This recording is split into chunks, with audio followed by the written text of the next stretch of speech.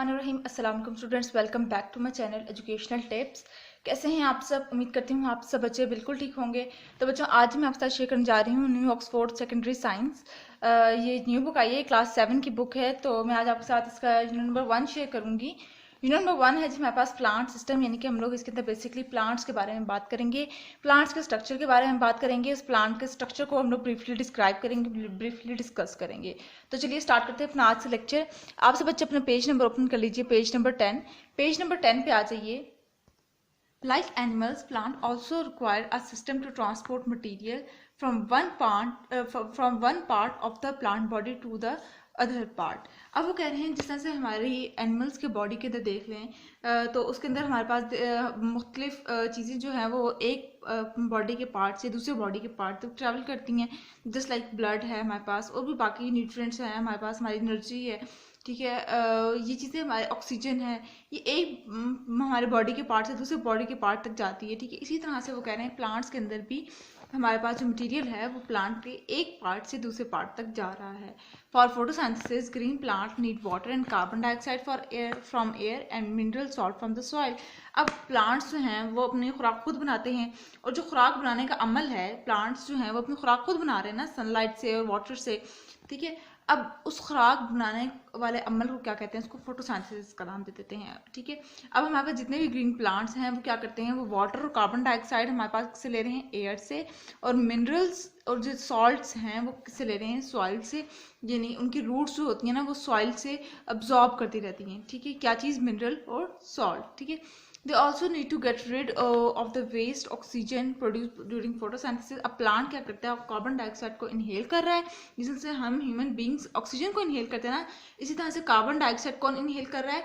Plants inhale कर रहे हैं, ठीक है। और ऑक्सीजन जो है वो एक्सेल आउट करते हैं प्लांट्स, और ह्यूमंस क्या करते हैं? Exhale out carbon dioxide. Completely opposite कर लें, ठीक है। प्लांट्स जो हैं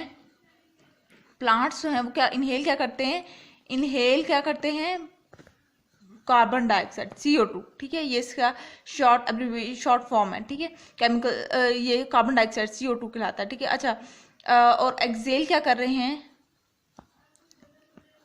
ऑक्सीजन, ठीक है। अच्छा, उसके बाद फिर आ जाते हैं हम कहाँ पे? Oxygen get out of the leaves in the same वे। मैं यहाँ पर नहीं थे, हम लोग ऊपर थे, sorry. Similarly, all part of the plant require food produced inside the leaves। अब वो कह रहे हैं कि हमारे पास जितने भी प्लांट्स के पार्ट्स हैं उन सबको फूड चाहिए होगा, सारे पार्ट्स के अंदर जाएगा, चाहे वो लीव है चाहे वो स्टेम है, सारे पार्ट्स के अंदर, प्लांट की बॉडी के सारे पार्ट्स के अंदर फूड की सप्लाई होती है। In some cases no special transport system is required.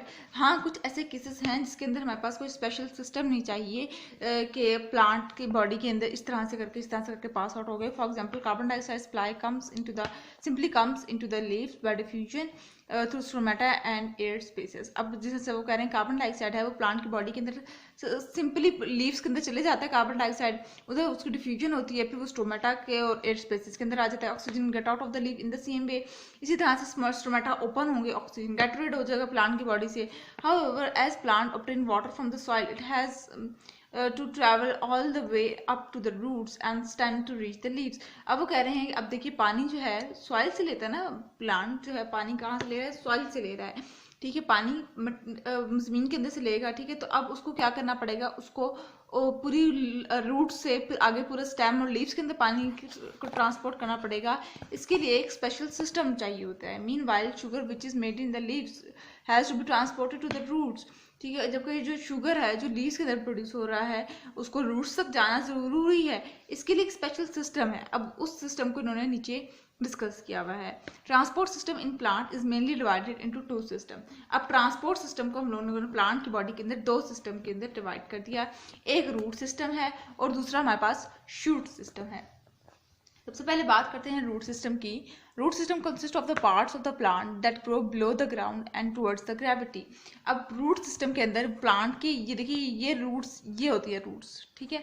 अब इस रूट सिस्टम को यानी रूट सिस्टम से मुराद वो चीज़ें हैं जो कि रूट्स के अंदर मौजूद होंगी और उनको रूट से ऊपर की तरफ जाना होगा, वो सब्सटेंसेस जो रूट्स के अंदर मौजूद होंगी। अब इसका वो कह रहे हैं कि रूट्स के अंदर जो चीज़ें हैं, फॉर एग्जाम्पल वाटर है, अब वाटर जो ऊपर मूव करेगा, ग्रेविटी जो होती है ना, ग्रेविटी, ये हमेशा चीज को कहती है कि तुम नीचे ही रहो, डाउन टूवर्ड्स द अर्थ रहो, अर्थ की तरफ खींचती है, ठीक है।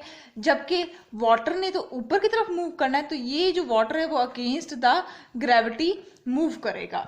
अब वो कह रहे हैं कि रूट सिस्टम के यानी कि रूट्स का काम क्या होता है, ये प्लांट के लिए इंपॉर्टेंट क्यों है, या प्लांट के अंदर क्या रोल प्ले कर रहा है। It provide एंकोरिंग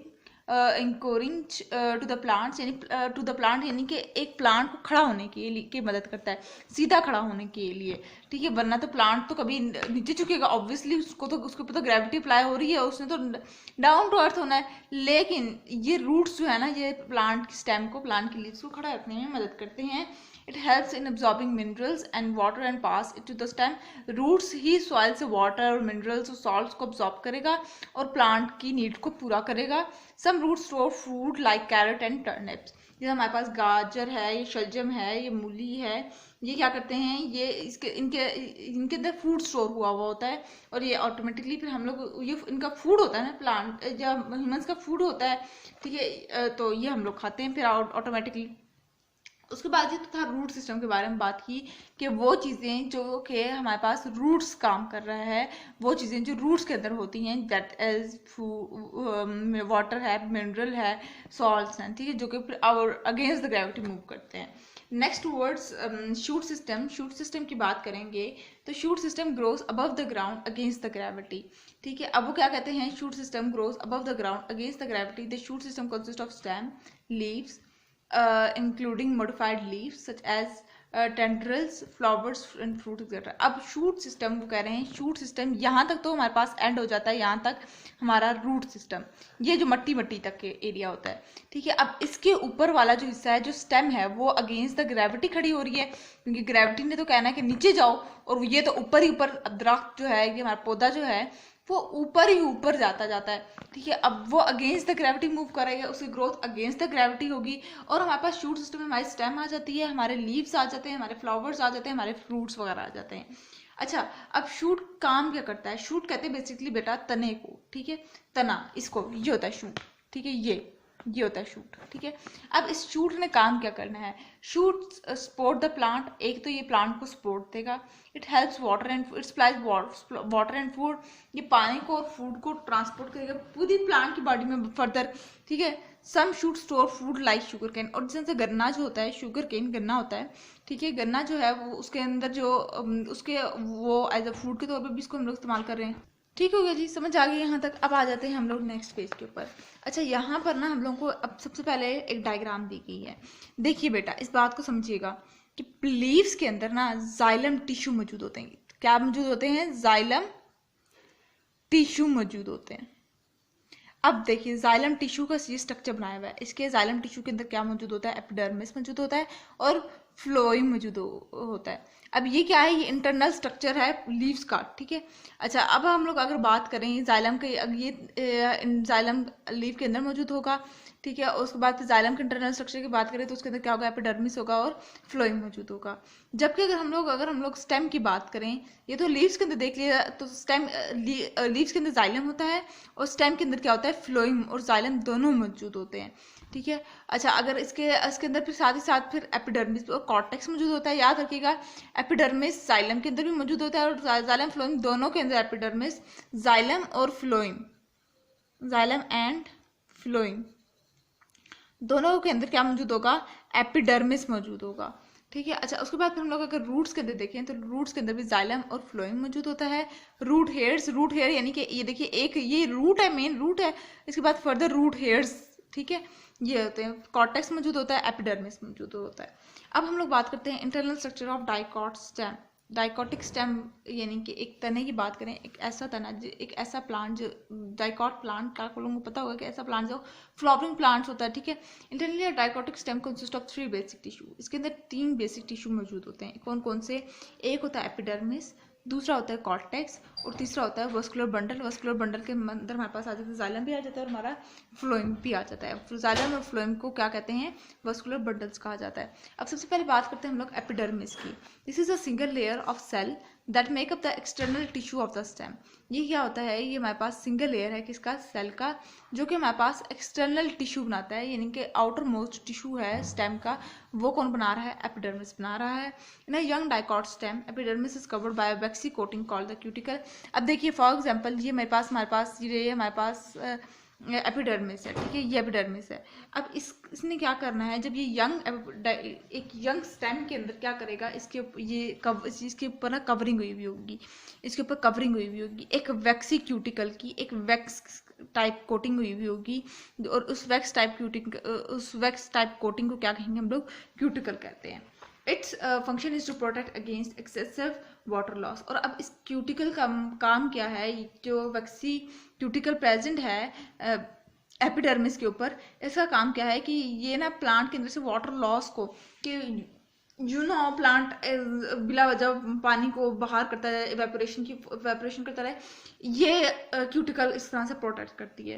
would you plant have an extra layer of protection on the top of the epidermis known as bark.